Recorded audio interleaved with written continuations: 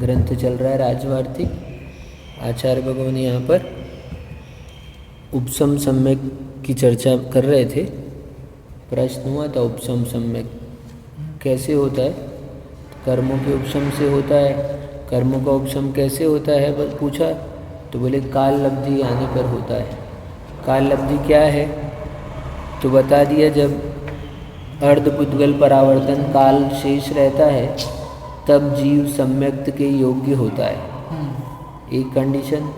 या फिर दूसरा, जब बंधने वाले कर्मों की स्थिति अंतःकोण अकोड़ी सागर हो और पूर्व में बंधे हुए कर्म जो हैं वो अंतःकोण अकोड़ी सागर से कुछ संख्यात हजार सागर कम उनकी स्थिति हो, तब ये सम्यक के योग्य होता है।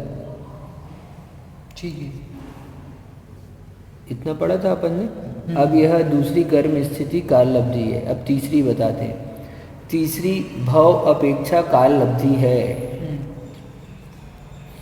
आदि शब्द से जाति स्मरण आदि भी ग्रहण किए जाते हैं।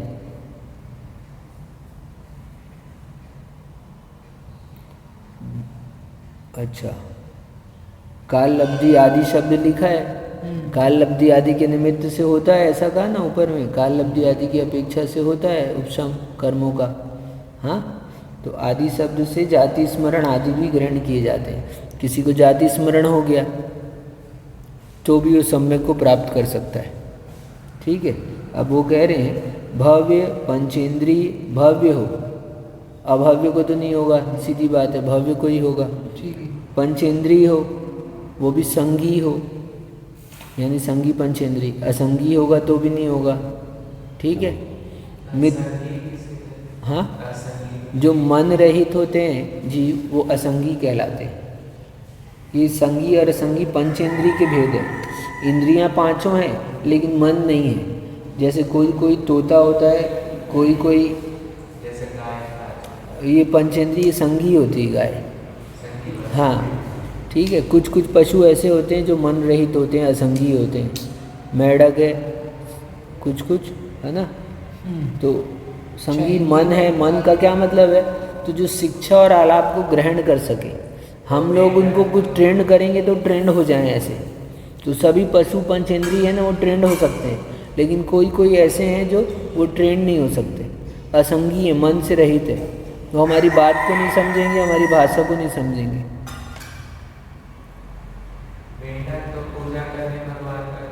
हाँ, तो कोई कोई रहता है, बाकी तो पंचेंद्रीय जीव संगी ही होते हैं ज़्यादातर, है ना। कोई कोई असंगी होते हैं। तो कंडीशन बता रहे हैं यहाँ पर, भव्य हो, पंचेंद्रीय संगी हो, मिथ्या दृष्टि पर्याप्तक, यानी पर्याप्तक हो, अपर्याप्तक ना हो। अपर्याप्तक कहलाते हैं जिनकी पर्याप्ति पूर्ण नहीं हुई है अभी। नहीं, यानी कि उसकी शक्ति रहती है, शरीर को पूर्ण करने की शक्ति भी, वो शक्ति की पूर्णता और अपूर्णता से पर्याप्ति अपर्याप्ति होती है। शरीर तो 9 महीने में पूर्ण होता है, मान लो एक बालक का, ठीक है, लेकिन ये जो पर्याप्ति है ये अंतर्मूर्त में पूर्ण हो जाती है। आहार, शरीर, इंद्री, श्वासोच्छ्वास, भाषा और मन, ये 6 पर्याप्ति कहलाती है।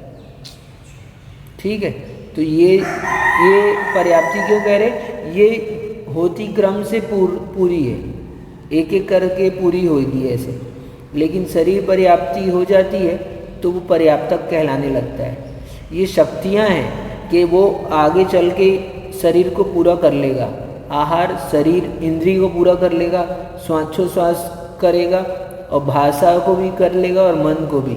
तो ऐसे ही इसकी शक्ति जो है वो पर्याप्ति कहलाती है। तो अपर्याप्तक नहीं होना चाहिए, पर्याप्तक होगा वही सम्यक दर्शन को प्राप्त कर सकेगा। और जीव परिणामों की विशुद्धि से प्रथम सम्यक उत्पन्न करने के योग्य होता है, ये बता दिया है ना। तो भव्य हो, पंचेंद्रिय हो, संगी हो, मिथ्या दृष्टि पर्याप्तक हो, और ऐसा जीव विशुद्ध परिणामों से प्रथम सम्यक उत्पन्न करने के योग्य होता है। तो आप योग्य हैं प्रथम सम्यक उत्पन्न करने के। सम्यक उत्पन्न करता हुआ वह अंतर्मूर्त तक अपवर्तन करता है और अपवर्तन करके मिथ्यात्व कर्म के सम्यक मिथ्यात्व और सम्यक मिथ्यात्व रूप 3 विभाग करता है। जैसे ही सम्यक उत्पन्न करता है तो सम्यक उत्पन्न हुआ तो अंतर्मूर्त में अपवर्तन करता है। अपवर्तन करता है यानी वो क्रिया करता है। क्या क्रिया करता है?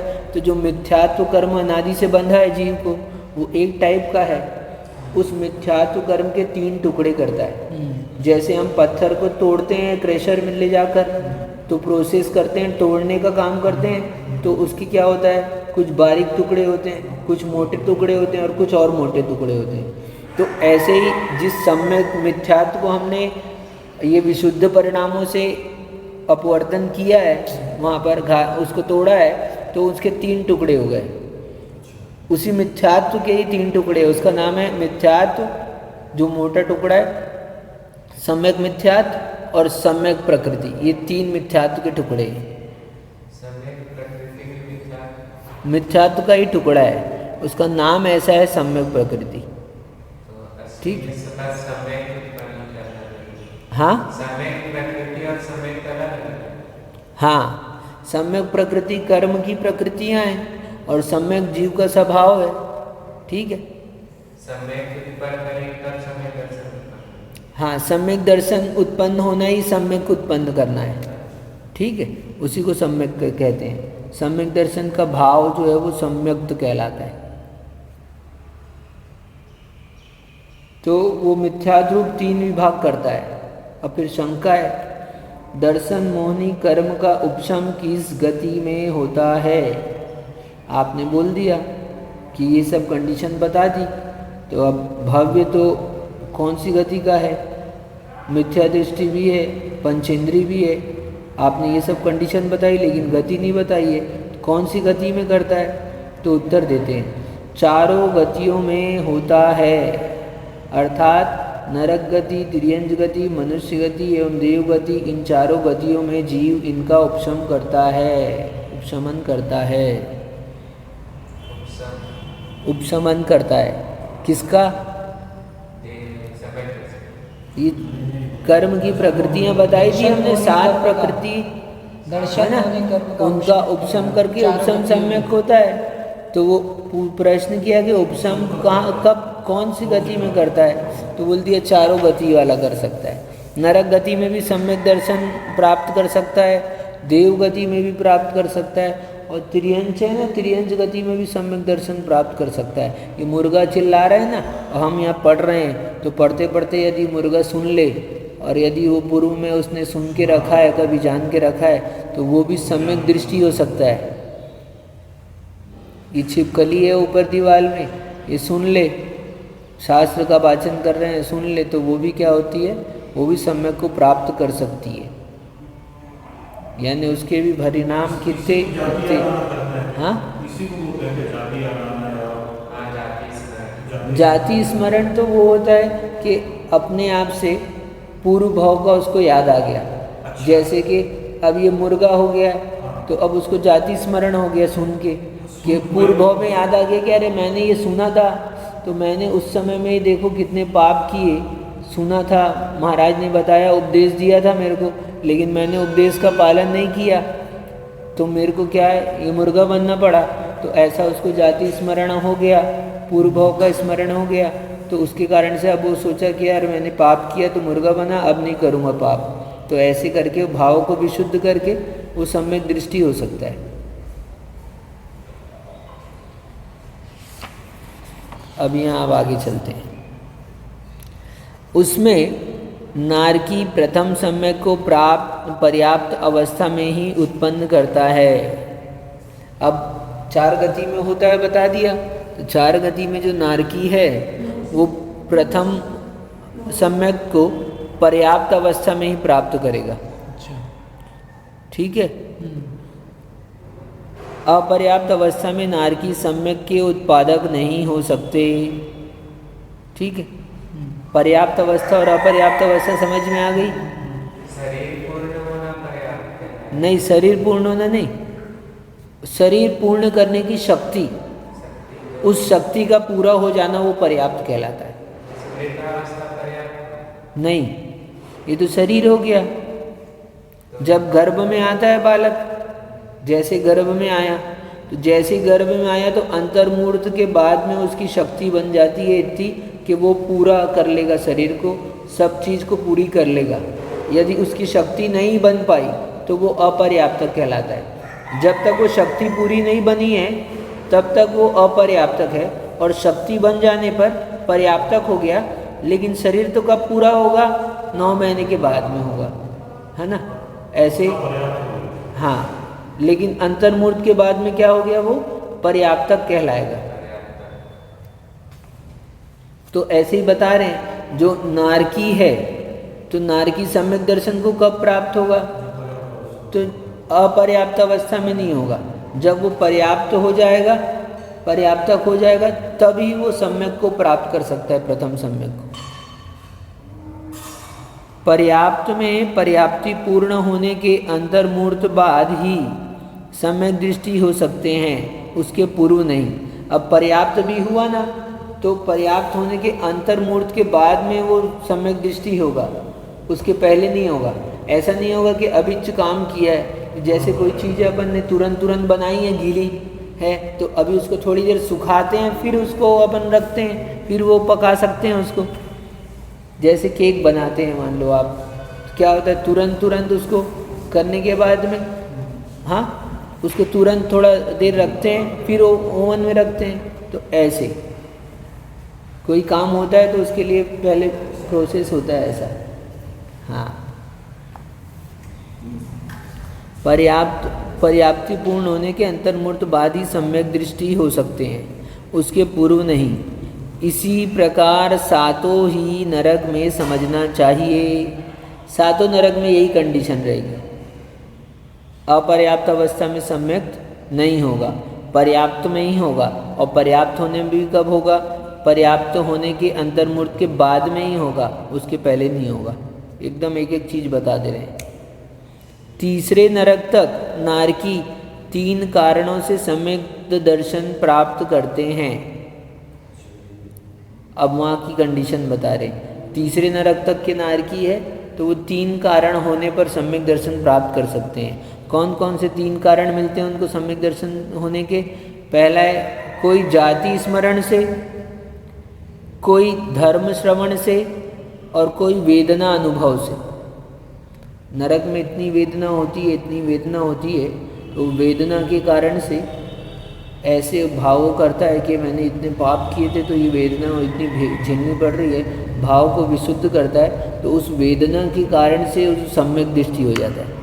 क्या कहते हैं ना, कभी कभी क्या होता है, इतनी चोर को पिटाई लगती है कि वो सुधर जाता है। होता है ना, गलत काम करने का इतना बुरा फल यदि मिलता है तो आदमी क्या होता है, कभी कभी फल मिलने के कारण से सुधर जाता है ना। तो ऐसे समझ लो, तो ये नरक में पहुंच गया है। अब वहाँ इतनी तीव्र वेदना मिलती है तो उसको समझ में आता है कि यार मैंने पाप किया तब तो ये वेदना मिल रही है, तो उसके भाव अच्छे हो जाते हैं, मार के भी सुधारा जाता है। कुछ लोग मार के सुधरते हैं, ऐसे समझ लो। हाँ ठीक है, कोई बात नहीं, आ रही तो आने दो, क्या है उसमें। ठीक है, क्या पढ़ाया आपने? अभी बताएंगे, चिंता नहीं करो। तो अभी सुनो, तीसरे नरक के नीचे, अब तीसरे नरक के नीचे का बता रहे हैं, सम्यक दर्शन की चर्चा चल रही है। तो तीसरे नरक के नीचे 4 नरकों में 7 नरक है।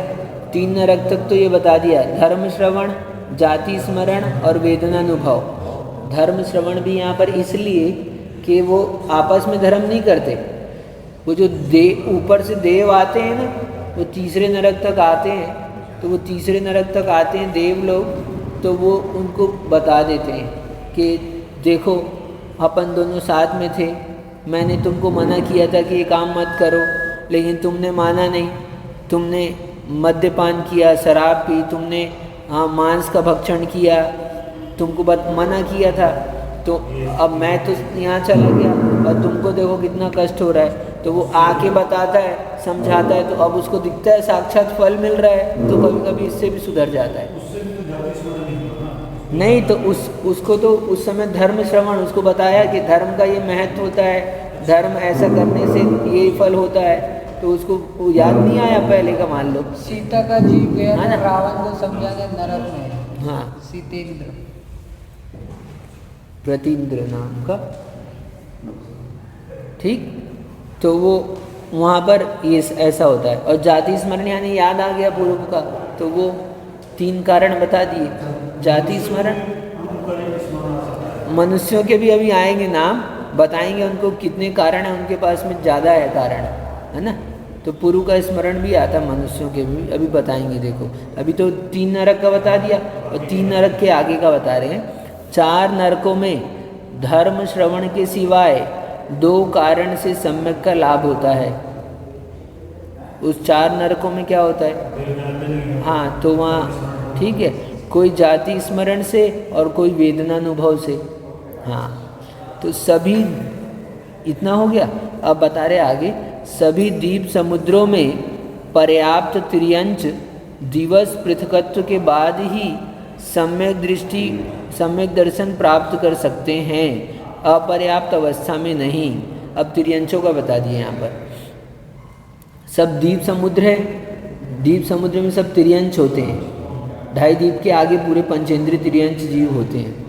तो वहाँ पर बता रहे हैं दिवस पृथकत्व के बाद ही सम्यक दर्शन प्राप्त कर सकते हैं, यानी 3 से 9 की संख्या को पृथकत्व कहते हैं, है ना। तो यहाँ दिवस पृथकत्व कह रहा है, यानी 3 दिन से 9 दिन का जीव होएगा, उसके बाद ही सम्यक प्राप्त कर सकेगा, उसके पहले प्राप्त नहीं होगा। और अपर्याप्त अवस्था में तो त्रियंच भी पर्याप्त क्या सम्यक को प्राप्त नहीं कर सकता, है ना। 3 दिन, 4 दिन, 5 दिन, 6 दिन, 7 दिन, 8 दिन या 9 दिन का होगा, उसके बाद ही सम्यक को प्राप्त करेगा, उसके पहले नहीं करेगा।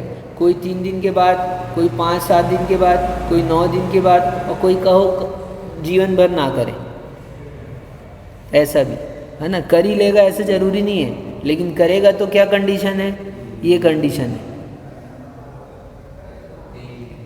और कहते हैं त्रियंचों के जाति स्मरण, धर्म श्रवण और जिन बिंब दर्शन से ये 3 सम्यक उत्पत्ति के निमित्त हैं। क्या होता है? वेदनानुभव से नहीं होता उनको, क्योंकि उनको उतनी वेदना नहीं हो रही है जितनी नारकी को होती है, इतनी तीव्र। तो जाति स्मरण या तो पूर्व भोग का भी बताया, ऐसे याद आ जाए। चलो धर्म भी नहीं सुना, तो मान लो पूर्व भोग का याद आ गया, उसको कुछ ऐसा चीज़ देखकर पैदा हुआ, तो उन्हें देखा मंदिर है यहाँ, तो उसको याद आ गया, अरे मैं तो इसी मंदिर में हुआ था पहले।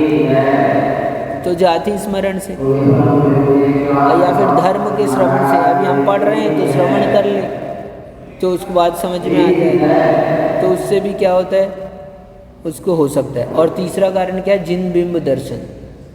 जिन बिंब दर्शन का बहुत महत्व है। त्रियंचों के लिए भी देखो क्या सम्यक उत्पत्ति में कारण हो जाता है।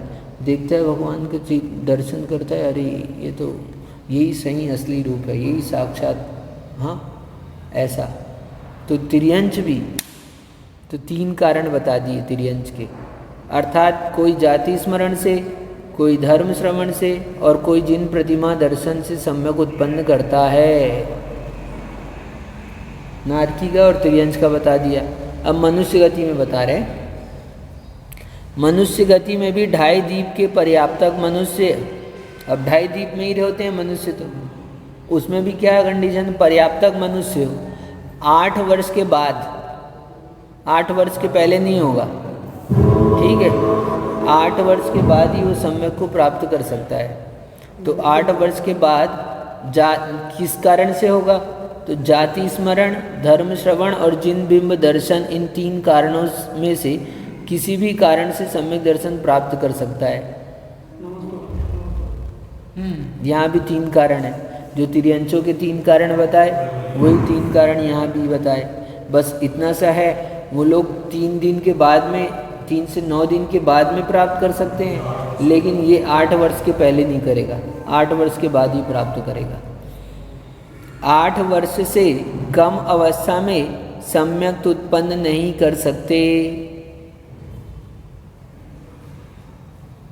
अब देवों का बताते हैं। देवों में पर्याप्तक यानी पर्याप्ति पूर्ण होने के बाद देव ही सम्यक लाभ कर सकते हैं, अपर्याप्त अवस्था में नहीं। तो अपन ने देखा कि चारों ही कंडीशनों में, नरक में, त्रियंच में, मनुष्य और देव में अपर्याप्तक को नहीं होता उत्पन्न सम्यक दर्शन, प्रथम सम्यक। क्या जो पहली बार ऐसा सम्यक को प्राप्त करेगा तो अपर्याप्त अवस्था में नहीं करेगा वो प्राप्त। तो देवों में भी अपर्याप्त अवस्था में नहीं, पर्याप्तक में पर्याप्त होने के अंतर्मूर्त बाद ही सम्यक उत्पन्न कर सकते हैं। ठीक इसी प्रकार भवनवासी से लेकर 9 ग्रेव्यक तक जानना चाहिए। ये कहाँ तक का पर्याप्त की भी कंडीशन दे दी कि अंतर्मूर्त के बाद। हाँ ठीक है। और वो भी कौन, भवन अंतरिक्ष से लेकर 9वें ग्रेव्यक तक का बता दिया। अच्छा है ना। वहाँ उसके ऊपर का क्यों नहीं कहा, तो उसके ऊपर तो क्या होता है, सम्यक दृष्टि जीव ही जाते हैं। तो भवनवासी व्यंतर ज्योतिष और सौधर्भ स्वर्ग से लेकर सहस्रार स्वर्ग तक के देव। अब देखो देवों में कंडीशन बता रहे हैं 12 स्वर्ग तक के, तो सहस्रार स्वर्ग 16 होते हैं स्वर्ग तो, और हमने ग्रेविक कहा। अच्छे हो बेटा? हाँ। अब तो अच्छे हो गए तुम एकदम ठीक है। रोजाना अब तुम कलश कराने के लिए हाँ 8 साल के हो गए तुम? हाँ तो बेटा आ जाओ, कल ही आ जाओ, जब अच्छा लगे तब आ जाओ, है ना। ठीक।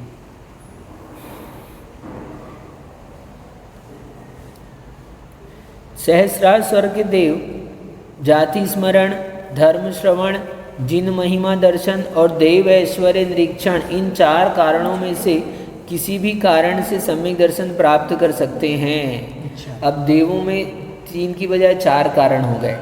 क्या है? एक तो जाति स्मरण है ही, धर्म श्रवण पहले से ही है, और यहाँ पर जिन बिंब दर्शन नहीं कहा, जिन महिमा दर्शन का, क्योंकि जिनेंद्र भगवान के जब पंच कल्याणक होते हैं तो बहुत सारे देव लोग आते हैं।